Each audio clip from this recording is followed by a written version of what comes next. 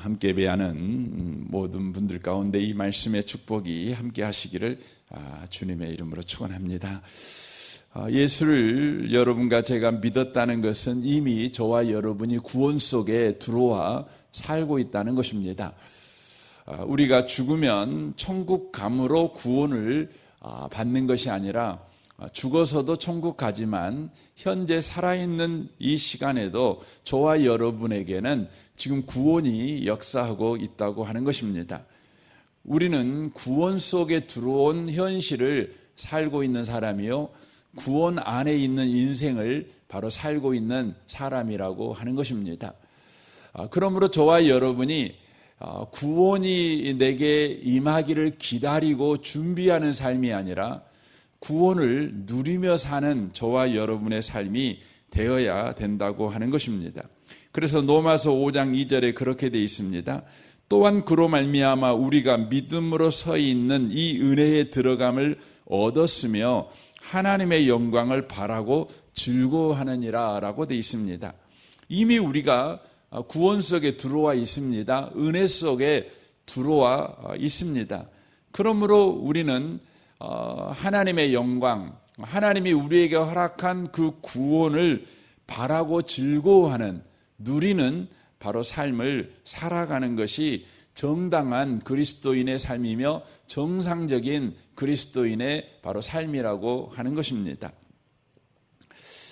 오늘 본문에 보면 야베스가 등장하고 있는 것을 보게 됩니다. 그 바로 앞에 보시면 7절부터 보시면 헬라의 아들들은 세렉과 이소할과 에드나이며 고스는 아눕과 수베바와 하룸의 아들 아하헬 족속들을 낳았으며 라고 돼 있죠. 그러니까 2회부터 쭉 보시면 계속해서 족보가 이야기가 나오는데 낳은 이야기가 나오고 있습니다. 그리고 사라져 버립니다. 애 낳고 사라져 버리죠. 애 낳고 사라지는 것도 여러분 중요하죠. 아이 낳지 못하고 그냥 죽으면 이 땅은 사라지는 거 아니겠습니까? 그런데 아이 낳고 죽는다. 이것도 얼마나 귀한 일이겠습니까? 그러나 그것이 인생의 다는 아니죠. 이 본문에 보면 야베스가 그 부분에 대하여서 저항하고 반기를 들고 있는 것을 보게 되어집니다. 이 땅에 태어나서 나이가 들어서 이제 결혼하고 아이 낳고 그리고 병들고 늙고 죽고 그리고 이 땅에 남겨놓은 것은 우리 자식들만 남겨놓고 이제 나는 떠나는 것이죠. 그것도 귀한 거라는 것이죠. 지구의 역사가 존속되게 하는 이대한 일을 하고 우리는 떠난 것이니까요. 그럼에도 불구하고 그것이 다가 아니라는 것이죠. 야베스는 그 부분에 대하여 반기를 드는데 야베스가 반기를 든 것은 바로 현실의 삶은 다만 아이 낳고 우리가 떠나버리는 것이 전부의 인생이 아니라 바로 하나님이 우리에게 허락한 복을 누림으로 인하여 이 땅에 바로 하나님의 복을 누리는 삶을 남겨놔야 된다는 것입니다. 그러니까 여전히 수많은 사람들이 인생을 살아가야 됩니다. 누구나 다 아버지의 어머니의 인생을 보면서 인생이라는 것이 쉽지 않을 것 같아 우리는 그렇게 생각을 하죠. 또 학교 가서 또 선생님들을 만나고 아이들을 만나고 또 학교 졸업하면 직장에 들어가서 직장 동료들을 만나고 또 직장 선배들을 만나고 또 그렇게 인생을 살아가지요. 나이가 들어가면서 또 선배들을 만나고 이러면서 우리가 내린 인생의 결론은 뭐냐면 인생은 고해라는 것이죠. 인생이라는 건 고통의 바다라는 것이죠. 그 고통의 바다를 돛담배에 타서 항해하는 것이 인생이다. 인생은 고난이다. 그게 다다. 이렇게 생각을 할 수 있습니다. 인생은 고난이 분명합니다. 그럼에도 불구하고 인생은 예수를 믿은 저와 여러분의 인생은 이미 구원 속에 있는 인생이라는 것입니다. 그래서 우리를 만나는 사람들에게 인생은 하나님의 복 아래에 있는 인생이다. 다윗이 고백한 것 같이 내 평생에 하나님의 선하심과 인자하심이 반드시 나를 따르리니 내가 여호와의 집에 영원히 살리로다. 그러므로 다윗을 보고 있는 사람들은요, 인생이 힘들지만 그게 다가 아니라는 것이죠. 하나님의 인자와 긍휼의 붙드심이 있는 게 인생이라는 것이죠. 고통의 바다를 항해하는 게 인생이 아니라 하나님의 집에 거하여 살아가는 것이 인생이라는 것이죠. 이걸 저와 여러분이 남기는 인생을 살아가야 된다는 것입니다. 이게 중요합니다. 여러분, 사람들이 요즘 소망이 없다고 그래요. 요즘 청년들이 특별히 소망이 없다고 그래요. 자신들의 현실이 어려워서 소망이 없다 이렇게도 말하겠지만, 자신들보다 앞서 살고 있는 어른들을 볼 때에 자신의 삶도 힘든데 어른의 삶을 보니까 소망이 안 생기는 거죠. 그러니까 나를 봐도 소망이 없고 앞으로 살아갈 인생을 어른들을 통해 보니까 앞으로 살 인생도 소망이 없는 거예요. 그러니까 요즘 아이들이 뭐 하고 사는 겁니까? 그냥 되는 대로 그냥 살아버리는 것이죠. 지금 당장 현실을 잊어먹는 편을 선택하는 그런 어리석은 선택을 합니다. 요즘 청년들이 현실을 잊어먹어 버리기 위해서 취하는 게 뭐예요? 그냥 놀자는 거죠. 근데 노는 것도 재미없잖아요. 그러니까 뭐 해요? 약물 중독에 빠지는 거죠. 그래서 요즘 여러분 서울 같은 데, 광주 같은 경우도 엄청난데 뭐 그런다 그러잖아요. 광주 하수 처리장에서, 그러니까 우리가 쓰는 모든 물 있잖아요. 물이 다 이제 하수 처리장으로 모이지 않겠어요? 그래서 그걸 가지고 마약 성분이 있는가 없는가 조사를 하면 깜짝 놀랄 만큼의 마약 성분이 나온다는 거예요. 그러니까 각 가정 안에서 지금 광주도 마약의 안전지대가 아니라는 거죠. 뭐 서울은 말할 것도 없고, 최근에 뭐 KBS 기자가 몰래 그 뭡니까? 클럽입니까? 뭐 클럽에 잠입 취재를 했어요. 새벽 2시에 갔더니 얘들이 그냥 줄 서가지고 들어가는데, 그 안에 들어갔더니 그냥 남자들은 다 울통벗고 막 미친 듯이 춤을 추는데, 춤을 추다가 코에다가 뭘 흡입하는 거예요. 그러다가 또 몇 명씩 남자들이 화장실로 그냥 들어가는 거죠. 그리고 그 애들이 들어간 다음에 그냥 이 쓰레기통에서 보니까 이 비닐봉지들이 있는데 그걸 갖다가 성분을 조사해 봤더니 이게 다 마약 성분인 거예요. 지금 이걸 국가가 잡으려고 해도 잡을 수 없을 만큼 막 퍼져버리고 있는 거예요. 제가 거의 30년 전이죠. 30년 전에 제가 처음으로 그 해외 여행을, 해외 선교를 갔는데 필리핀을 갔었어요. 필리핀을 갔는데 이제 한 그 필리핀 마닐라에 있는 예배당 주일 예배를 이제 드리는데, 이제 그 브레드 처치인가 빵교회였던 것 같아요. 빵교회였는데 굉장히 많은 성도들이 모이더라고요. 근데 예배 이제 예배 중간에 광고 시간에 광고를 하는데 저 깜짝 놀랐어요. 그 마약하지 마라고 광고를 하는 거예요. 30년 전에. 근데 그냥 우리 마약하지 맙시다 이게 아니라 한 20분 정도를 막 영상 보여주고 막 마약하지 마라고 그걸 하더라고요. 여러분, 지금 우리 한국 교회도 광고 시간에 마약하지 마라고 광고할 판이에요, 지금. 지금 그렇게 지금 심각한 지경이 돼버린 것이죠. 소망이 없는 거죠. 왜 소망이 없는 겁니까? 자기 봐도 소망 없고, 아버지 엄마 봐도 소망 없고, 학교 선생님 봐도 소망 없고, 직장 선배를 봐도 소망 없고, 뭐 없는 거예요. 없는 거죠. 그럼 이 땅의 소망은 누가 줘야 되는 겁니까? 여러분, 그리스도인이 줘야 되는 거죠. 예수 믿은 사람들이 줘야죠. 왜냐하면 이 땅의 소망은 예수밖에 없는데 예수를 마음에 담고 사는 사람들이 그리스도인 아니겠습니까? 그럼 그리스도인들이 어떻게 세상에 소망을 줄까요? 어떻게 소망을 줄까요? 그것은 구원받은 자로 사는 겁니다. 구원이 내게 지금 임하였다.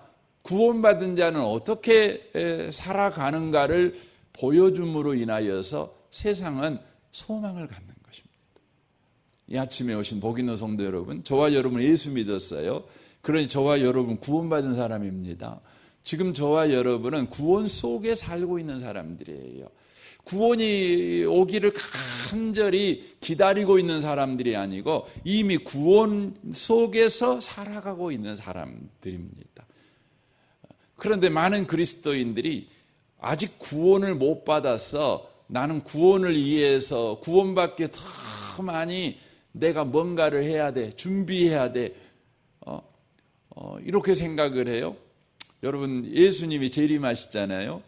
그럼 예수님의 재림을 준비하는 가장 옳은 준비가 뭐죠? 예수님이 재림할 때에 우리가 때를 안 놓치기 위해서 늘 그냥 직장도 안 가고 가정 살림도 안 하고 예배당에 딱 앉아갖고 예수님 재림을 준비하는 거, 이게 예수님 재림 준비하는 겁니까? 그렇지 않아요. 이 부분에 대해서 데살로니가 전후서와 예수님께서 예수님의 재림에 관한 이야기를 하실 때 어떤 사람이 예수님 재림을 기다리는 사람이냐? 그러면 현실을 사는 사람이에요. 직장인들은 직장 생활을 믿는 사람처럼 하는 거예요. 안 믿는 사람처럼 하는 것이 아니라 믿는 사람처럼 하는 거죠. 두 사람이 밭을 갈러 갔어요. 근데 한 사람은 예수님을 만나죠. 재림하신 예수님을 만나죠. 영접하죠. 하지만 한 사람은 버림받습니다. 그 말이 뭔 말입니까? 두 사람이 밭갈로 일터로 나갔는데 한 사람은 그냥 구원이 없는 사람처럼 하루 벌어 하루 먹고 사는 사람처럼 인생의 짐을 지고 사는 사람처럼 그렇게 직장생활하는 거죠. 하지만 한 사람은 나는 이미 구원 안에 있다. 하나님께서 나에게 이미 5달란트를 주셨다. 나에게 이미 2달란트를 주셨다. 하나님의 말씀에 순종해서 내게 하나님이 허락한 이 은혜, 이 구원을 마음껏 쓰면서 또 그것을 활용하면서 인생을 도전하면서 성실하게 그렇게 살아간다. 이렇게 직장생활하는 사람들이 누구예요? 예수님의 재림을 준비하는 사람들이에요.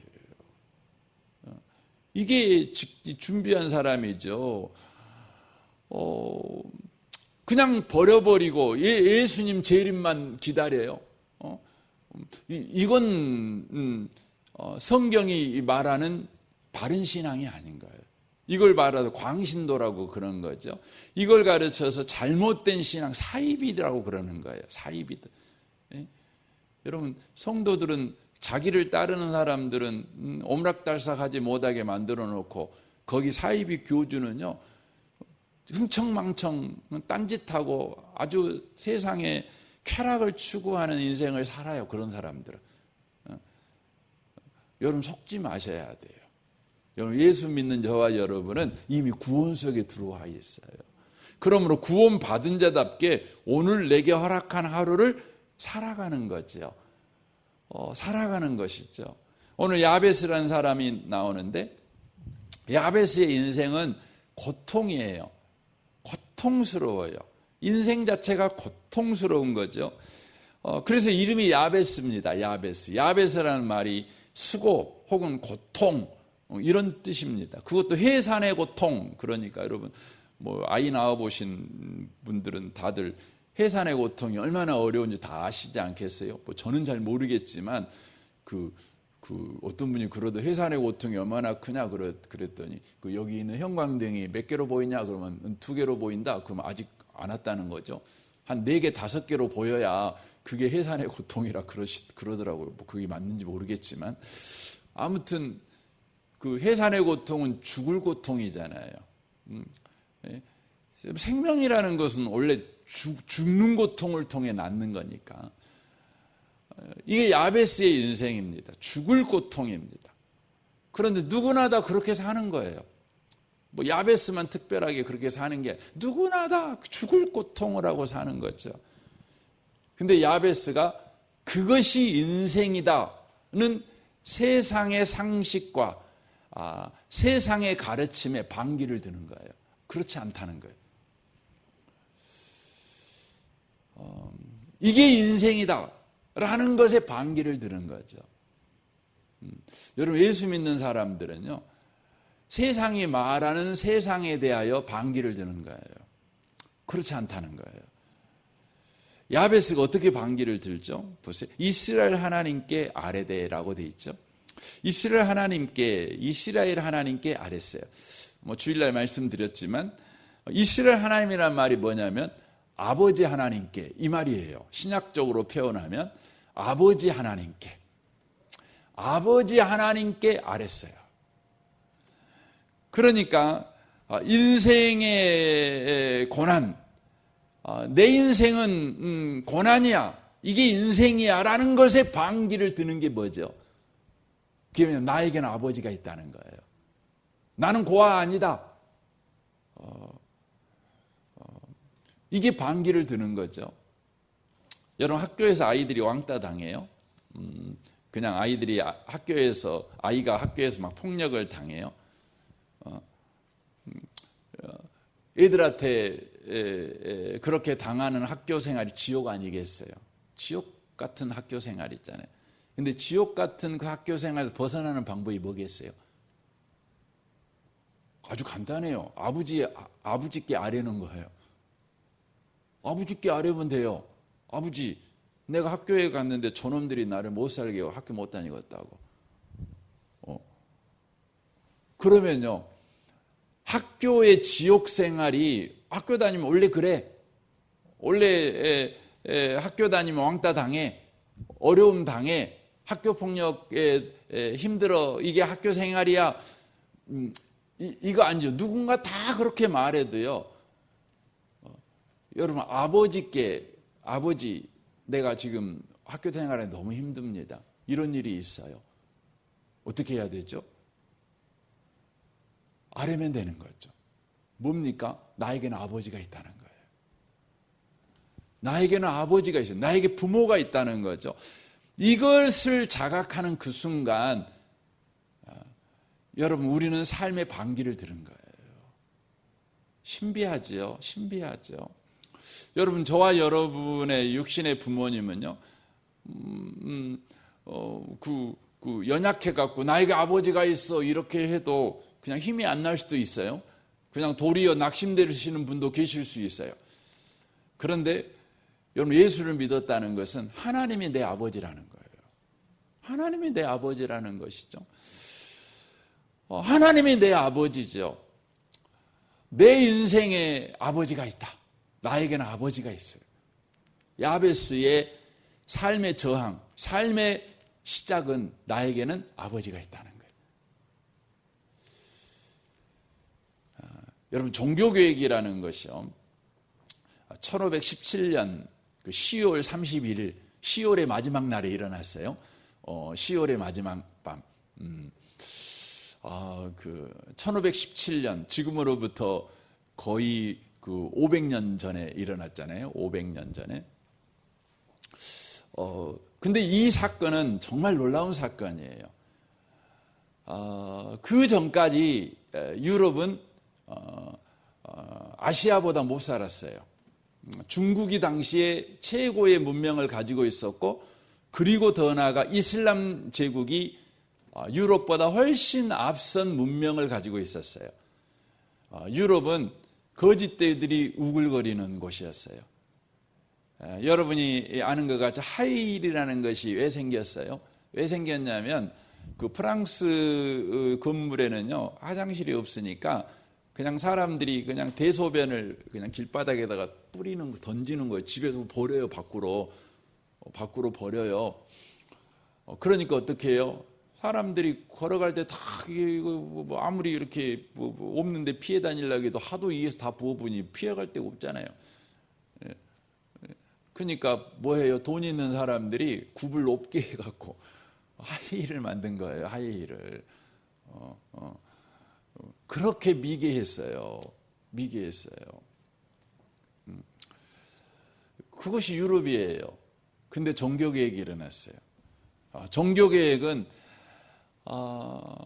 가톨릭에 대한 반동으로 일어났죠. 하지만 실제적으로는 뭐냐면 인본주의의 반동이 뭐냐면 종교개혁이에요. 그러니까 교회가 다 인본주의가 돼버렸어요. 교회가 다 사람이 하나님 자리에 앉아 있는 세상이 돼버렸어요. 교황이 하나님이에요. 교황은 죄가 없대요. 죄가 없대요. 교황은 무죄하다고 그들은 생각했어요. 교황이 하나님이에요. 교황의 말이 하나님 성경보다 더 높이 있어요. 그래서 성경의 해석권이 교황에 있는데 교황의 해석이 성경보다 더 높이 있었어요. 그러니까 세상은 그 당시 세상은 가톨릭이 지배하고 있었으니까 그러니까 인간이 하나님인 종교가 돼버린 거예요. 여러분 인간이 하나님이 돼버리면 여러분 세상은 어떻게 될까요? 여러분 북한 보면 알잖아요. 여러분 북한은 여러분 김일성이가 하나님이잖아요.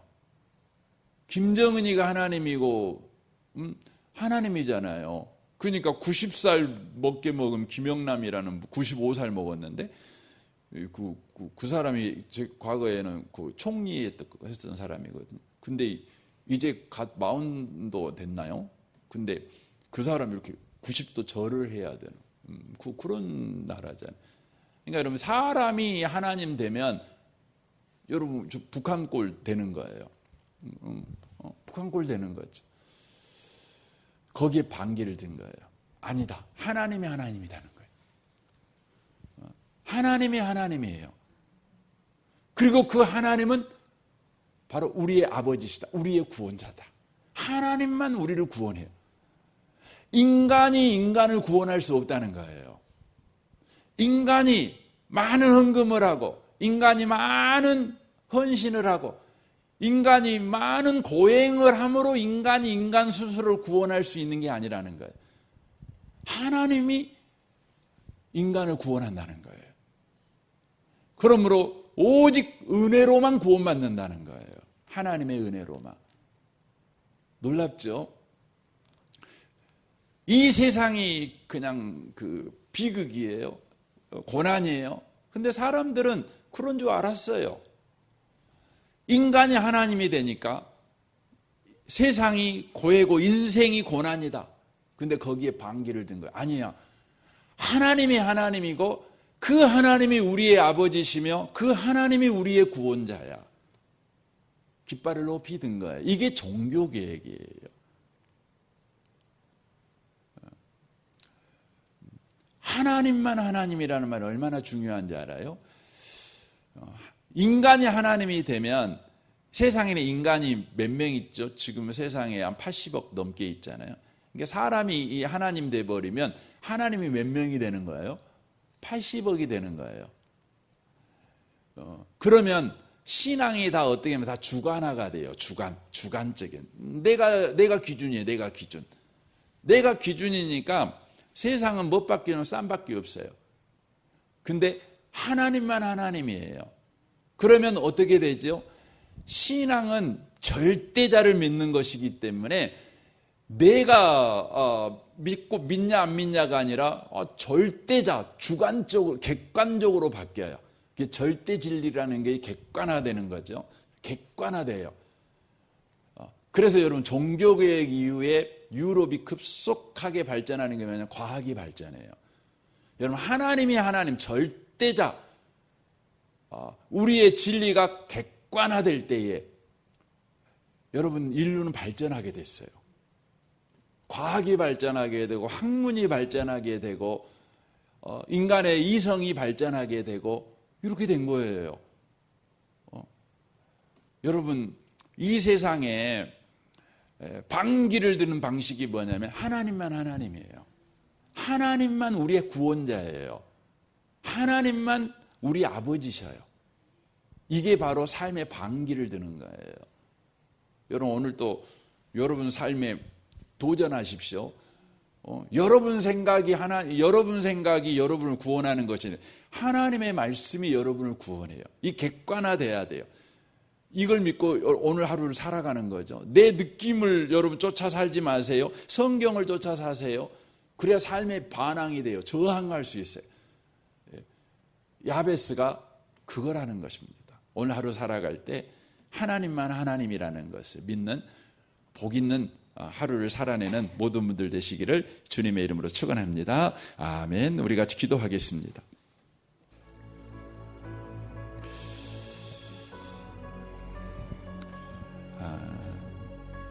여러분 자신과 가정과 직장을 위해, 성도들을 위해 중보해 주십시오. 미래세대 우리 청소년부, 우리 섬기는 윤상혜 전사님과 교사 순장들을 위해서, 우리 청소년들을 위해서, 또 캠프를 위해서도 기도해 주십시오. 우리 정선마을 장로님과 순장 순원들을 위해서, 우리 다음 세대의 여름 캠프 위해서 기도해 주십시오. 이 나라와 이 민족과 북한과 열방을 위해서도 기도해 주십시오.